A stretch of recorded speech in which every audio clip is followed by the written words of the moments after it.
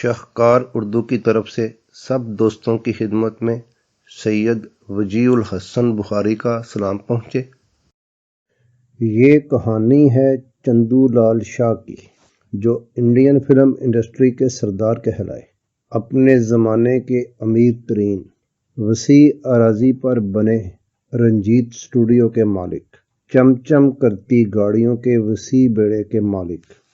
لیکن جب زوال آیا تو وقت نے ان سے یہ سب کچھ چھین لیا، اور چندو لال شاہ اپنے آخری وقت میں لوکل بسوں میں عام مسافروں کے ساتھ سفر کرتے دیکھے گئے۔ پیش خدمت ہے چندو لال شاہ اور مس گوہر کے عروج و زوال کی سچی داستان۔ چندو لال جے سنگھ بھائی شاہ، المعروف چندو لال شاہ، 13 اپریل 1898 کو گجرات انڈیا کے جام نگر میں پیدا ہوئے۔ کالج کی تعلیم کے بعد انہوں نے بمبئی اسٹاک ایکسچینج میں ملازمت حاصل کی۔ چندو لال شاہ بعد میں انڈین فلم انڈسٹری کے سردار کہلائے اور انہیں سردار چندو لال شاہ کہا جانے لگا۔ لیکن فلم انڈسٹری میں وہ محض ایک اتفاق سے داخل ہوئے۔ چندو لال شاہ کے ایک بڑے بھائی جے ڈی شاہ اس زمانے کی فلموں میں بطور رائٹر کام کر رہے تھے۔ لکشمی فلم کمپنی کی ایک فلم وملا نام سے بن رہی تھی، جس کے ڈائریکٹر منی لال جوشی تھے۔ فلم ابھی شروع ہی ہوئی تھی کہ منی لال جوشی بیمار ہو کر بستر سے جا لگے۔ فلم کمپنی کسی اور ڈائریکٹر کی تلاش میں تھی۔ جے ڈی شاہ نے موقع سے فائدہ اٹھایا اور اپنے بھائی کا نام وملا کی ڈائریکشن کے لیے تجویز کر دیا۔ یوں جے ڈی شاہ کی وساطت سے چندو لال شاہ کو بطور ڈائریکٹر وملا فلم مل گئی۔ 1925 کی بات ہے، جب چندو لال شاہ کی عمر صرف 27 سال تھی۔ وملا کامیاب رہی اور اسی کمپنی نے چندو لال شاہ سے مزید 2 فلمیں ڈائریکٹ کروائیں۔ شاہ کے ایک دوست امر چند شروف بھی لکشمی فلم کمپنی میں تھے۔ انہوں نے کسی وجہ سے یہ کمپنی چھوڑ کر دوارکا داس سمپت کی Koh Noor film company join کر لی۔ لیکن شروف لکشمی فلم کمپنی سے جاتے جاتے اپنے دوست چندو لال شاہ کو بھی کوہ نور فلم کمپنی میں ساتھ لے آئے۔ کوہ نور فلم کمپنی نے چندو لال شاہ کو ڈائریکشن کے لیے ایک فلم دی، جس کا نام ٹائپسٹ گرل تھا۔ یہ سن 1926 کی بات ہے۔ چندو لال شاہ نے ٹائپسٹ گرل صرف 17 دنوں میں مکمل کر کے کمپنی مالکان کو حیران کر دیا۔ یہ فلم باکس آفس پر بہت کامیاب ہوئی۔ اس فلم میں 2 ہیروئنز تھیں۔ ایک ہیروئن سلوچنا، جن کا اصل نام روبی میئرز تھا، جن کا یہودی خاندان بغداد سے مائیگریٹ کر کے انڈیا آیا تھا، اور دوسری مس گوہر۔ یہیں سے چندو لال شاہ اور مس گوہر یعنی ڈائریکٹر اور ہیروئن کی دوستی کا آغاز ہوا، جو بعد میں بڑھتے بڑھتے رفاقت اور شادی پر منتج ہوا، اور دونوں لائف پارٹنر اور بزنس پارٹنر بھی بنے۔ دونوں کا ساتھ مرتے دم تک رہا۔ مس گوہر، جن کا اصل نام گوہر ماما جی والا تھا، انہیں گوہر کرناٹکی بھی کہا جاتا ہے، لیکن مشہور مس گوہر کے نام سے ہی ہوئیں۔ مس گوہر 19 اپریل 1910 کو لاہور میں ایک داؤدی بوہرا خاندان میں پیدا ہوئیں۔ والد تاجر تھے، لیکن ایک بڑے کاروباری نقصان کی وجہ سے دیوالیہ ہو گئے۔ گھر میں کھانے کے لالے پڑ گئے۔ اسی دوران ایک خاندانی دوست ہومی ماسٹر نے، جو کوہ نور کمپنی میں ایک اداکار اور ڈائریکٹر تھے، گوہر کے والدین کو مشورہ دیا کہ وہ معاشی دلدل سے نکلنے کے لیے گوہر کو بطور ایکٹریس کام کرنے دیں، جن کے لیے وہ مدد کریں گے۔ والدین کے پاس کوئی اور آپشن نہیں تھی، سو اس طرح گوہر کوہ نور کمپنی کی ملازمت میں آ گئی، جہاں بعد میں چندو لال شاہ بھی ڈائریکٹر بن کر آئے، اور دونوں کا پہلا تعارف یہیں یعنی کوہ نور کمپنی میں ہی ہوا، اور پھر گھر ہو یا اسٹوڈیو، دونوں ہمیشہ ساتھ ساتھ ہی نظر آئے۔ 16 سال کی عمر میں 1925 میں گوہر کی پہلی فلم باب کمائی تھی۔ یہ زبردست ہٹ فلم ثابت ہوئی اور گوہر پہلی ہی فلم کی ریلیز کے ساتھ ایک سٹار ہیروئن بن گئیں۔ بعد میں گوہر نے بہت سی خاموش اور بولتی فلموں میں کام کیا جن میں بڑی بڑی ہٹ فلمیں تھیں۔ راجہ مہدی علی خان مس گوہر کے بارے میں لکھتے ہیں: موٹی موٹی حسین سیاہ آنکھیں، گول مول ہنستا ہوا چہرہ، ستواں ناک، سیاہ زلفیں، جسم باری، اداؤں میں دلکشی، چہرے پر معصومیت، رفتار و گفتار میں سنجیدگی اور متانت، آواز شیراز کی بلبل کی طرح شیریں، پیانو، ہارمونیم اور ستار خوب بجاتی ہے۔ جب ساڑی پہن مانگ نکال کر کرسی پر بیٹھ کر پیانو بجاتی ہے تو حسن و موسیقی کی دیوی معلوم ہوتی ہے۔ دلی کیفیات اور جذبات کو اپنے چہرے سے ظاہر کرنے میں اسے کمال حاصل ہے۔ جب کسی المیہ منظر میں رو رو کر اداکاری کا کمال دکھاتی ہے تو تماشائیوں پر رکت کا عالم طاری ہو جاتا ہے۔ اس کی درد انگیز ایکٹنگ دیکھ کر بعض نرم دل عورتیں زارو قطار رونے لگتی ہیں۔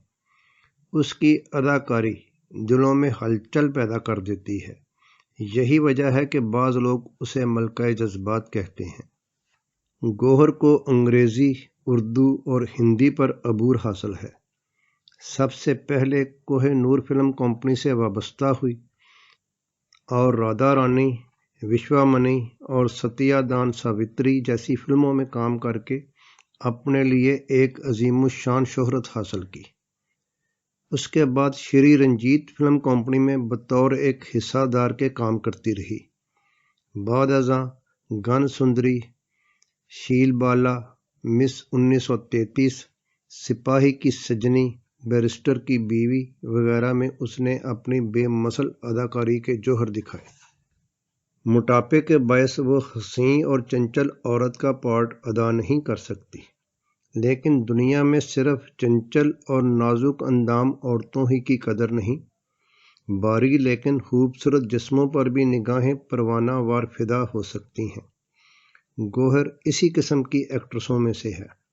وہ اپنے باری جسم کے ساتھ بھی دلوں پر حکومت کرتی ہے۔ اس کے الفاظ تیر بن کر سینے میں پیوست ہو جاتے ہیں۔ مکالمے کو خوب ادا کرتی ہے۔ گوہر سردار چندو لال شاہ کے ساتھ رنجیت فلم کمپنی میں حصہ دار ہے۔ حال ہی میں اس نے لاکھوں کے خرچ سے ایک عالی شان عمارت تعمیر کرائی ہے جو بمبئی کی بہترین عمارتوں میں شمار ہوتی ہے۔ جناب راجہ مہدی علی خان کی بات مکمل ہوئی۔ مس گوہر اور چندو لال شاہ کی کامیابیوں کی وجہ سے کوہ نور فلم کمپنی کا نچلا عملہ حسد کا شکار تھا، اور اسی وجہ سے مس گوہر اور چندو لال شاہ نے کوہ نور فلم کمپنی چھوڑ کر 3 مزید حصہ داروں جگدیش پاشا، راجہ سینڈو اور پانڈورنگ نائک کے ساتھ مل کر شری ساؤنڈ اسٹوڈیو قائم کیا۔ اس ادارے نے 4 فلمیں بنائیں جن سبھی فلموں میں مس گوہر ہیروئن تھیں۔ ان فلموں کی تکمیل کے بعد یہ پارٹنرشپ بھی ٹوٹ گئی اور مس گوہر اور چندو لال شاہ نے 1929 میں رنجیت فلم کمپنی کے نام سے اپنی الگ کمپنی بنا لی۔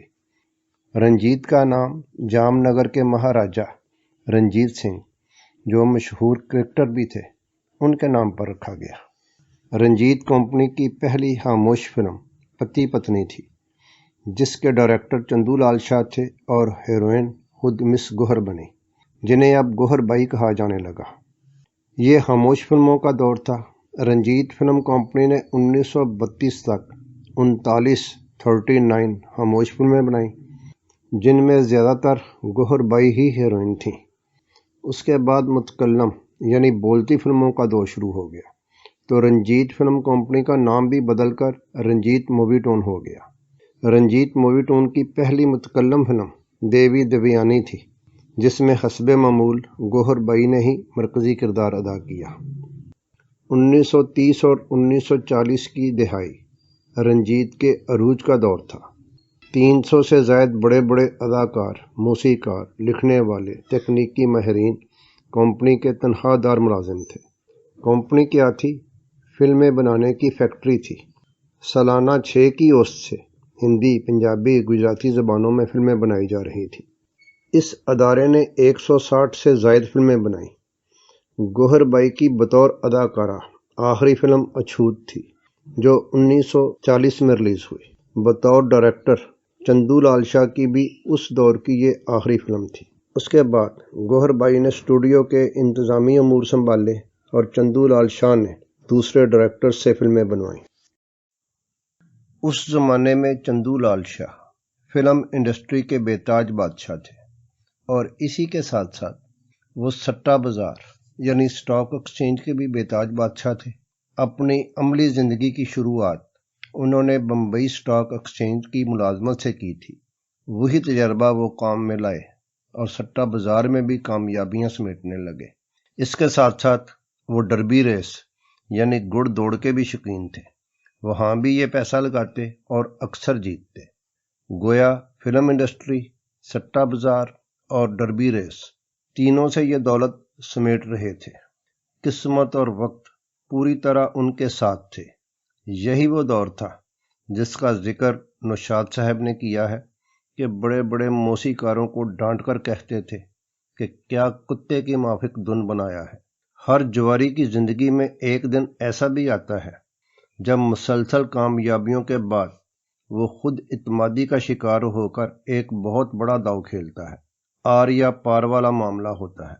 قسمت بھی انسان کو پھندے میں پھانسنے کے لیے مسلسل کامیابیوں کا چارہ لگاتی ہے۔ کامیابی کا بھی ایک نشہ ہوتا ہے۔ چندو لال شاہ بھی کامیابیوں کے نشے میں چور، قسمت کا تازہ شکار تھے۔ ساحر لدھیانوی کہتے ہیں، آدمی کو چاہیے وقت سے ڈر کر رہے، کون جانے کس گھڑی وقت کا بدلے مزاج۔ اور 1944 کے ایک دن وقت کا مزاج بدل گیا۔ چندو لال شاہ اس دن کپاس کے ایک سٹے پر 1.25 کروڑ روپیہ ہار گئے۔ قسمت نے ایسا دھوبی پٹرا لگایا کہ چندو لال شاہ اپنی امپائر سمیت چاروں شانے چت ہو گئے۔ اسی لیے کہتے ہیں کہ جوا کسی کا نہ ہوا۔ انڈیا میں اس وقت سونے کے 10 گرام کی قیمت 44 روپے تھی، 44، جبکہ آج وہی قیمت تقریباً 1,500 گنا 62,000 روپے کے لگ بھگ ہے۔ اب آپ 1.25 کروڑ کو 1,500 گنا کریں تو معاملہ، مسئلہ یا حساب اربوں خربوں کا نکلے گا۔ چندو لال شاہ کو فلمی صنعت کا بے تاج بادشاہ کہلانے کے لیے 20 سال کا عرصہ لگا، اور آج اس بادشاہ کی حکومت کا تختہ الٹ گیا۔ باقی صدیقی کا شعر ہے، ایک پل میں وہاں سے ہم اٹھے، بیٹھنے میں جہاں زمانے لگے، زمانوں کی محنت کی کمائی ایک پل میں جوئے کی نظر ہو گئی۔ چندو لال شاہ اور گوہر بائی نے حالات بہتر بنانے کی بہت کوششیں کی۔ اسٹوڈیو گروی رکھ کر اس زمانے کے سپر سٹار راج کپور اور نرگس کو کاسٹ کر کے ایک فلم پاپی شروع کی۔ اچھوت فلم کے 13 سال بعد چندو لال شاہ خود ڈائریکٹر بنے، لیکن یہ میگا کاسٹ فلم بھی کامیاب نہ ہوئی اور رنجیت اسٹوڈیو مزید قرضوں تھلے آ گیا۔ اس کے 1 سال بعد 1954 میں ایک اور فلم اوٹ پٹانگ بنا کر ریلیز کی گئی، لیکن اپنے نام کی طرح یہ بھی اوٹ پٹانگ اور فلاپ نکلی۔ اس کے بعد 1960 میں زمین کے تارے بنا کر ریلیز کی گئی، لیکن اس فلم نے بھی چندو لال شاہ کو دن میں تارے دکھا دیے۔ گوہر بائی بھی اپنے لائف پارٹنر کے ساتھ ان بحرانوں کا مقابلہ کر رہی تھیں۔ جب ساری جمع پونجی ختم ہو گئی تو گوہر بائی نے بھی اپنی کروڑوں کی وہ بلڈنگ انشورنس کمپنی کو گروی رکھ کر رقم حاصل کی جس کا ذکر راجہ مہدی علی خان نے کیا تھا۔ اب گوہر بائی اور چندو لال شاہ نے بڑی امیدوں کے ساتھ ایک اور بڑا داؤ کھیلا، اور وہ تھا ایک بڑی کاسٹ کے ساتھ فلم اکیلی مت جائیو۔ اس میں مینا کماری اور راجندر کمار جیسی بڑی کاسٹ تھی، لیکن جب قسمت ہی دشمن بن جائے تو وہاں بڑی کاسٹ بھی کیا کرے۔ مدن موہن کی بہترین موسیقی، مجروح سلطان پوری کی شاعری اور لتا کی گائیکی، یہ سب مل کر بھی اس فلم کو فلاپ ہونے سے نہ بچا سکے۔ اس کے بعد چندو لال شاہ مزید کوئی فلم نہ بنا سکے اور یہاں رنجیت اسٹوڈیو کا سفر ختم ہو گیا۔ بڑے بڑے ہیرو، ہیروئنز، شاعر، موسیقار جو کبھی چندو لال شاہ کے ایک اشارے کے منتظر رہتے تھے، اب چندو لال شاہ کو دیکھ کر راستہ بدل لیتے اور چندو لال شاہ کے دماغ میں انہی کی فلم اکیلی مت جائیو کا یہ گیت گونجنے لگتا۔ وہ جو ملتے تھے کبھی ہم سے دیوانوں کی طرح، آج یوں ملتے ہیں جیسے کبھی پہچان نہ تھی۔ رنجیت اسٹوڈیو، جس پر کبھی چندو لال شاہ اور گوہر بائی ایک بادشاہ اور ملکہ کی طرح حکومت کرتے تھے، جس کے صدر دروازے پر نوٹس آویزاں تھا کہ آؤٹ سائڈر گاڑیوں اور ڈبل وہیکل گاڑیوں کا داخلہ ممنوع ہے، ایک وقت آیا جب انشورنس کمپنی نے قرضے کی ریکوری کے لیے رنجیت اسٹوڈیو کو قبضے میں لے کر اس کی ساری پراپرٹی نیلام کر دی، اور یوں رنجیت اسٹوڈیو ختم ہو کر تاریخ کا حوالہ بن گیا۔ جناب محسن بھوپالی کا شعر ہے، جب تک ہنستا گاتا موسم اپنا ہے، سب اپنے ہیں، وقت پڑے تو یاد آ جاتی ہے مصنوعی مجبوری۔ آخری ایام میں چندو لال شاہ مفلوق الحال تھے۔ ایک وقت میں چم کرتی بہترین گاڑیوں کے بیڑے کا مالک آخری ایام میں لوکل بسوں میں سفر کرنے پر مجبور تھا۔ غربت کے عالم میں چندو لال شاہ نے 25 نومبر 1975 کو بمبئی میں دنیا کو الوداع کہا۔ اپنے وقت کی مہنگی ترین، حسین ترین اور سپر سٹار گوہر بائی کے آخری ایام بھی گمنامی اور تنہائی میں گزرے۔ 28 ستمبر 1985 کو بمبئی میں گوہر بائی چپکے سے اپنے آخری سفر پر روانہ ہو گئیں۔ نہ ریڈیو، نہ ٹی وی اور نہ ہی اخبارات میں کوئی خبر۔ گوہر بائی کی وفات کے ایک ہفتہ بعد فلم انڈسٹری کو علم ہوا کہ گوہر بائی نامی کوئی عورت بھی اس انڈسٹری کا حصہ تھی جو اب نہیں رہی۔ ایک وقت تھا جب انڈین فلم انڈسٹری کے بہت سے روشن اور چمکتے ستارے رنجیت کا حصہ تھے۔ پرتھوی راج، کے ایل سہگل، موتی لال، خورشید، روبی میرس، بہت سے نام ہیں۔ رنجیت والے بڑے غرور سے کہا کرتے تھے کہ آسمان پر اتنے روشن ستارے نہیں ہیں جتنے رنجیت کے پاس ہیں، لیکن آسمان کے ستارے آج بھی روشن اور چمک رہے ہیں، جبکہ رنجیت کے ستارے کچھ خاک ہو گئے اور کچھ راکھ۔ یہی فرق ہے قدرت اور انسان کا۔ قدرت ہمیشہ باقی رہے گی اور انسان کی قسمت میں آخر فنا ہی فنا ہے۔ چندو لال شاہ اور مس گوہر کی کہانی ختم ہوئی، لیکن ایک اور گوہر کی کہانی ابھی باقی ہے، اور یہ وہ گوہر جان ہیں جن کے بارے میں اکبر الہ آبادی نے کہا تھا، خوش نصیب آج بلا کون ہے گوہر کے سوا، سب کچھ اللہ نے دے رکھا ہے شوہر کے سوا۔ ان کا نام گوہر جان تھا۔ بہت سے دوست مس گوہر اور گوہر جان کو ایک ہی شخصیت سمجھتے ہیں۔ ہمارے محترم مرحوم جناب علی سفیان آفاقی نے بھی اپنی مشہور زمانہ فلمی الف لیلا میں دونوں کو ایک ہی شخصیت سمجھا ہے، جبکہ ایسا نہیں ہے۔ گوہر جان کی زندگی کی کہانی بھی بڑی دلچسپ اتار چڑھاؤ اور عروج و زوال کی کہانی ہے۔ ہماری اگلی ویڈیو مس گوہر جان کے بارے میں ہوگی۔ دیکھتے، پڑھتے اور سنتے رہیے شاہکار اردو۔ خوش رہیے، سلامت رہیے، اپنی دعاؤں میں ہمیں بھی یاد رکھیے۔ سید وجیہ الحسن بخاری کو اجازت دیجیے۔ اللہ حافظ۔